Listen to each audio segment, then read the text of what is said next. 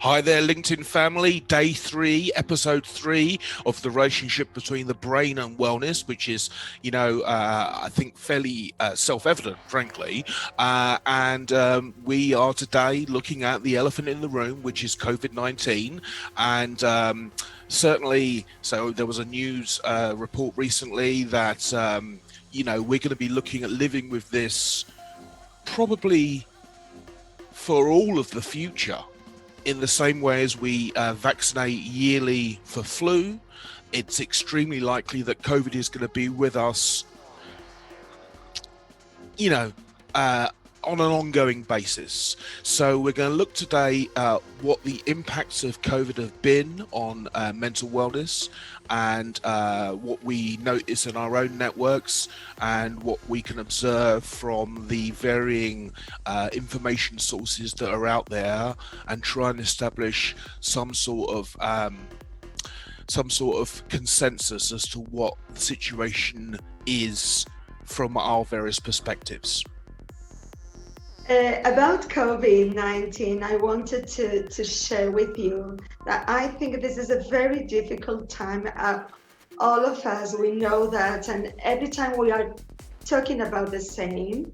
But on the other side, this can be for the whole humanity a big step of maturity, of getting rid of things that we never knew, and to start working in another dimension. As humanity, I could see in my work with people this we have to we have very big challenges now: stress, anxiety, and every time we think about the things we lost, the things we had before and never will have those things. But you can train your subconscious mind.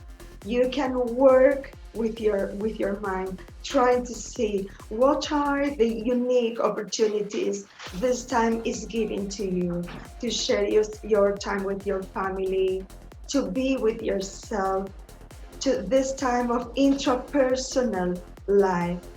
So I could tell you that with acupuncture and visualization, I can, and hypnotherapist, I had a very good result. And sometimes, as we do it with a mindful choice, don't focus on the problem. Start giving your destination, define your destination, focus on the solution. Your mind will take you to the best places. Is there a way? Well, we'll talk about tips in tomorrow's episode, but you can give us something practical we can put into place tomorrow. Yeah, for sure. Excellent. Thanks very I'll be much. here. I'll be here. We're not recording them all at once, honestly. Jerry, give us your perspectives on COVID-19 and what it's done that you've observed.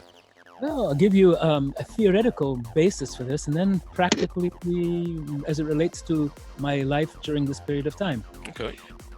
We human beings are adaptive organisms. That is, we do very well with things that don't change. So terrorism is as terrible as it is because it's unexpected. Disease, personal disorders are as terrible as they are because they're unexpected.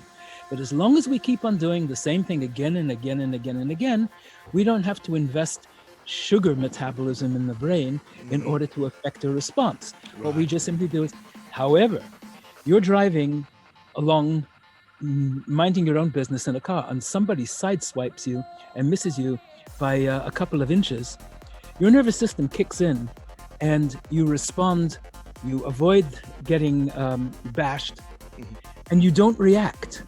You react after it's all over, because if you reacted while you're going through the process, well, then your heart rate would increase, fibrinogen level, its blood clotting factor would increase, blood sugar level increases, your heart and respiration all increase, and you wouldn't be able to function effectively.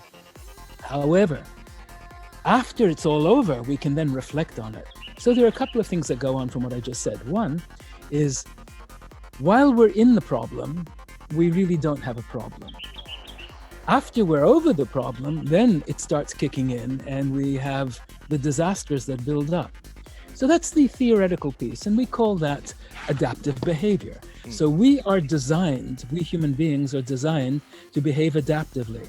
So you can actually smack your kid once, twice, but you can't do it as an ongoing thing because the kid will forgive you, because that's not going to have a long-term effect. But you keep on. So do you think? So are you saying that we're in the middle of COVID, and so people aren't aware of the impact yet? We have no idea how fundamentally our lives have changed, and we will after the event is over. And it won't be over in the way that we think, because this is now lifelong.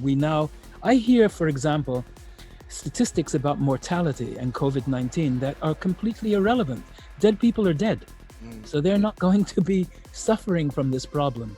But it's the ones who have contracted the COVID-19 who will have, when we know this now on the basis of autopsy data, that they will have problems, cardiac problems, because the virus has actually destroyed heart muscle. We know that while there are no direct brain effects. I'll tell you what, we'll have to get into, because these are short episodes. I'm sorry, because we're just scraping the surface of your great knowledge. Gerard, give us a minute or two, because otherwise I'll have to cut you out in the edit.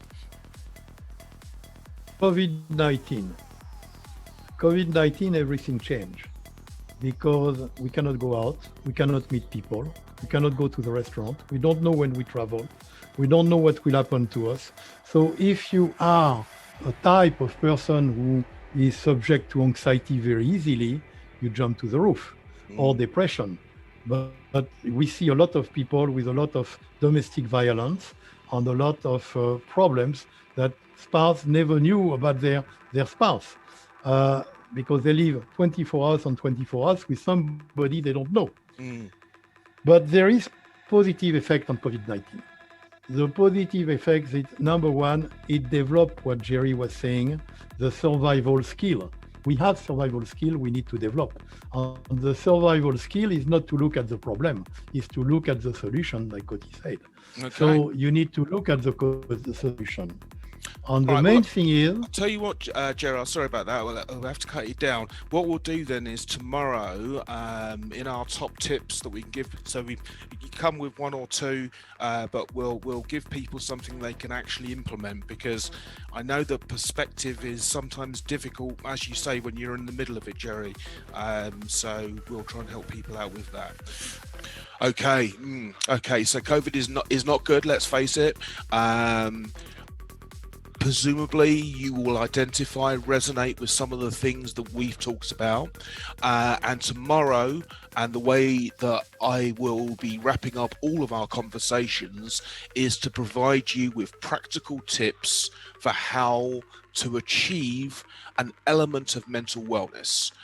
This is not a sprint, it is a marathon, and what I want to do is provide you with a range of tools and access to information, but more than that, actual connection with people who are experiencing the pressures that you also experience. So listen, these are relatively heavy conversations, but have a good day. I'll see you again tomorrow, and take care.